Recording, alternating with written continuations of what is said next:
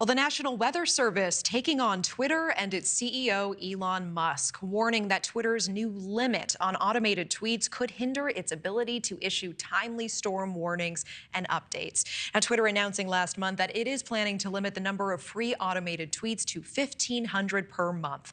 And NewsNation's meteorologist Gerard Jabali joining us live on this. Gerard, it's always good to see you. Help us understand the National Weather Service's concern here. Do you think a limit on automated tweets during a storm could be dangerous? It certainly could, Natasha. It's not just the National Weather Service that is going to be worried about this. Broadcast meteorologists like myself, we want to be able to get the information out in a timely manner when there's dangerous weather impacting or potentially impacting a lot of folks. So Twitter and the internet, a lot of these places are one of the places that we tend to get those warnings out. And we want them to be timely, quick. When people see it, we want it to be within minutes of that warning's issuance. And that is just one of the tools that we use to try to get those warnings out to people.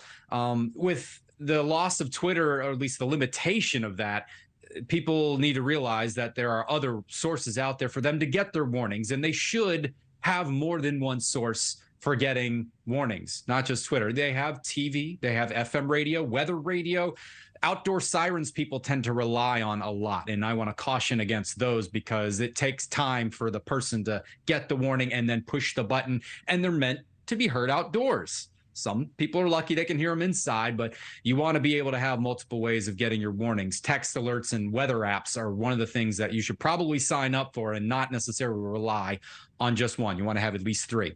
Yeah, and lots of organizations not so happy with Elon Musk. NPR, one of those as well. But how unprecedented is it for the National Weather Service to come out and actually criticize Elon Musk and Twitter like this?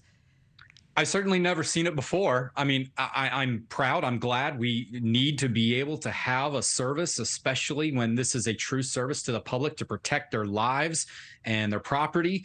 That is something that we need to be able to have access for. This is not a for-profit thing, especially with the National Weather Service, a government entity just trying to get the word out to people to hopefully save lives.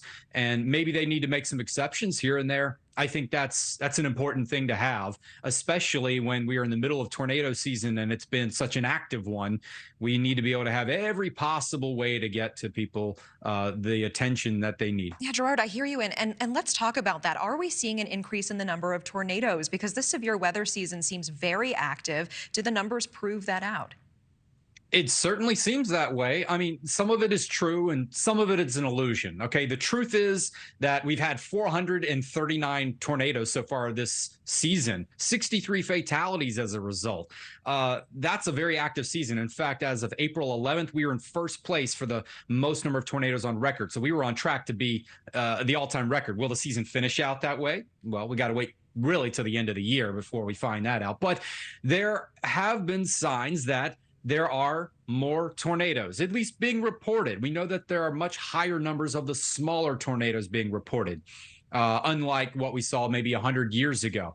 But could that be due to better radar detection? We can now confirm tornadoes exist now just by radar. We can see the debris lofted in the air, but we also have a huge organized spotter network. So there's a lot more that goes into detecting tornadoes now than they did, say, 100 years ago. In 1923, there weren't as many people. Now tornadoes have more stuff to hit, homes, businesses, schools, than in 1923. So the big ones didn't go unnoticed, especially when they hit places. But now I'd say we are still somewhat vulnerable, even though we've got better warnings, which have improved dramatically over the last 100 years. But you know what has not improved?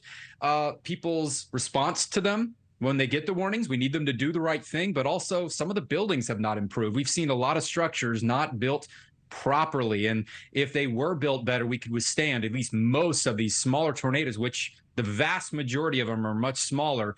But those killer tornadoes, the big monsters, it's tough to get out of the way of those and to be in a proper shelter. Those are the ones that we just have to be so urgent about, and Twitter's a good place to tell people when those are really coming their way. I hear you. Gerard Jabali, thank you so much for your insight. Thanks for joining us tonight. Thank you, Natasha. Thank you for watching. Go to newsnationnow.com to find NewsNation on your television provider. And don't forget to click the red subscribe button below to get more of NewsNation's fact-driven, unbiased coverage.